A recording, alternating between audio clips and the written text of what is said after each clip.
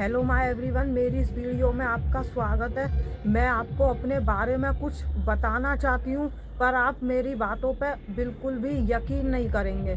तो वही देखो, क्या बताएं। मान लो मेरे घर में मौत हो गई किसी की भी, और मैं उसकी अर्थी पे बैठी नहीं, मेरे को बैठाया गया। जब मैं बैठी, अब भाई देख लो। और क्यों नहीं बैठी? क्योंकि भाई मुझे कुछ पता ही नहीं था, मेरे में दिमाग ही नहीं था, और ना ही मेरे पे रोना आता है। तो भाई ये है भाई मेरी खासियत, ना ही मेरे पे रोना आता है और ना ही मेरे को पता था। पर तुम्हें बताया नहीं जा सकता यार, बड़ी प्रॉब्लम वाली बात है यार। देखो सीधी सी बात यह है, पहली बात तो वो मेरी सास थी, और दूसरी बात कुछ बड़े लोग भी बैठे थे, बड़े आदमी। तो इस करके कुछ तो इस वजह से मैं नहीं गई बाहर बैठने सास की मट्टी पे। तो भाई इस वजह से ना ही मेरे को पता, और पहली बात तो मेरे को रोना भी नहीं आता भाई। इस वजह से मैं तो अलग ही जाके बैठ गई भाई कमरे में। बाद में कहने वाला चाहे साला कुछ भी कहता रहे, मुझे कोई फर्क नहीं पड़ता भाई। क्योंकि भाई रोया बैठा उसी के लिए ही जाता है जिसने हमारे लिए कुछ किया हो, जिसने हमें कुछ समझा हो। जब हमें कोई समझने वाला ही नहीं है, तो भाई उसके मरने पे, उसकी मट्टी पे भाई क्या बैठे और क्या रोए भाई।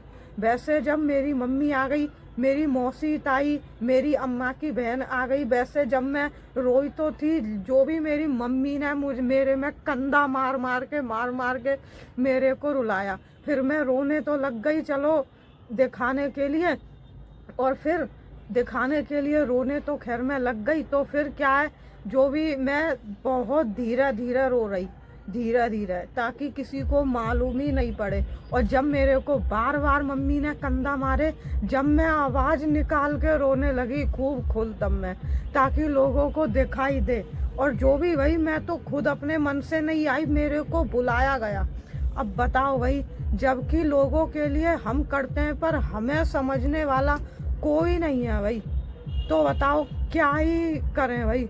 ना ही दिल में कुछ ऐसा खोट है, और ना ही भाई कुछ ऐसा कर सकते हैं, और ना ही दिमाग है, पता ही नहीं है भाई। और पहली बात तो रोना मैंने सीखा ही नहीं है भाई। अब दूसरी बात, कुछ लोग क्या करते हैं, घर घर में इंसानियत नहीं रही है, आप सभी को पता है। तो फिर ऐसे ही है, लड़ते हैं झगड़ते हैं एक हो जाते हैं, लड़ते हैं झगड़ते हैं एक हो जाते हैं, आप सभी को पता है। और जब इंसान चला जाता है, जब सभी को मालूम पड़ता है कि हाँ वो क्या था। मतलब कहने का ये है कि मतलब इंसान के होते हुए इंसान की कोई कदर नहीं है, ये है भाई। अब कुछ भैया क्या है, अभी कुछ बहुओं को, कुछ लेडीजों को, कुछ बच्चों को ये बात दिमाग में नहीं भरेगी, अभी कुछ दिमाग में नहीं भरेगी।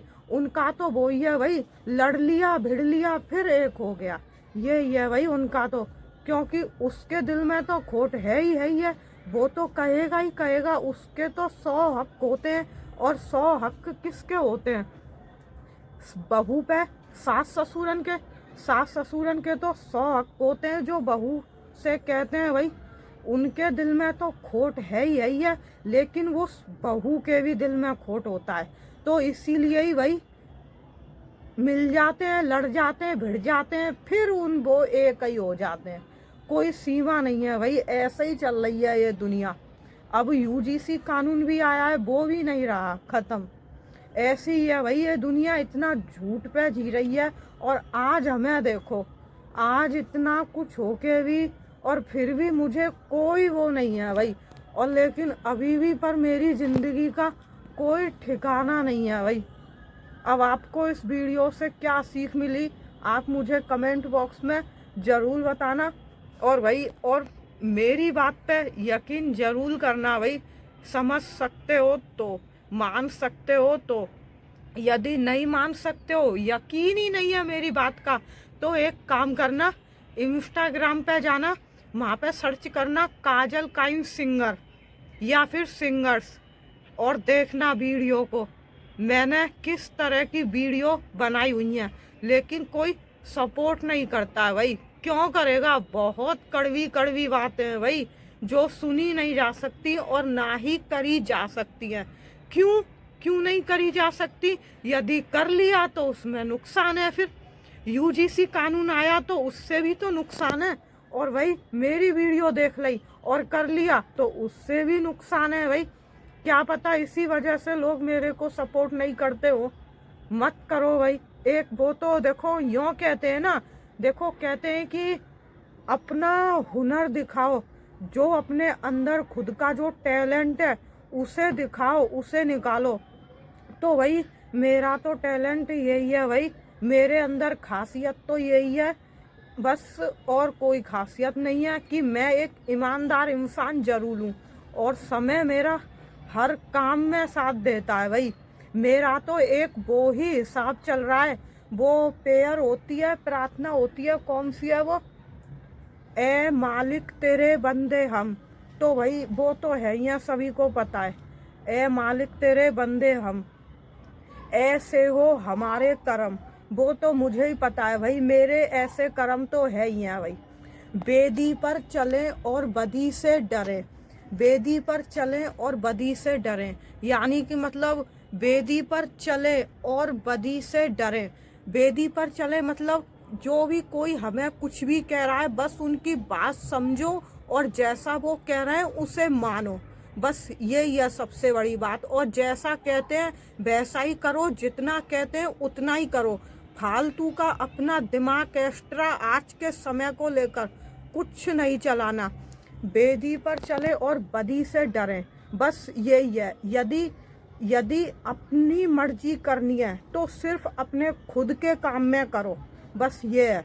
किसी की बात मानो, जैसा कह रहे हैं वैसा करो, मतलब अपनी मर्जी करने से डरो, यही है। बेदी से डरो, बेदी पर चलें और बदी से डरें, बदी से डरो यानी कि, और बेदी पर चलो, जैसा कह रहे हैं वैसा करो। बेदी पर चलें और बदी से डरें ताकि हंसते हुए निकले दम। वो तो है ही है भाई, मैं पागलों की तरह हंसती रहती हूँ। मेरी हंसने की कोई सीमा नहीं है भाई। इंस्टाग्राम पे आप जाके देखो तो आपको मालूम पड़े मैं कितना हंसती हूँ।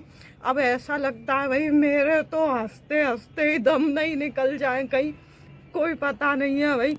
वो तो है, बेदी पर चलें और बदी से डरें ताकि हंसते हुए निकले दम, कहीं मेरा दम नहीं निकल जाए भाई हंसते हुए।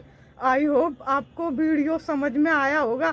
वीडियो को यहीं पर एंड करते हैं। वीडियो को लाइक कमेंट शेयर तो बनता है, और साथ में काजल काइन सिंगर यूट्यूब चैनल को भी सब्सक्राइब जरूर कर लेना, और बेल आइकन को ऑल पे प्रेस जरूर कर लेना ताकि इसी तरह की वीडियो आप देखना चाहते हो। यदि आप चाहते हो कि हमारा हिंदू एक राष्ट्रीय बने, हमारा हिंदू एक राष्ट्रीय की तरफ जाए,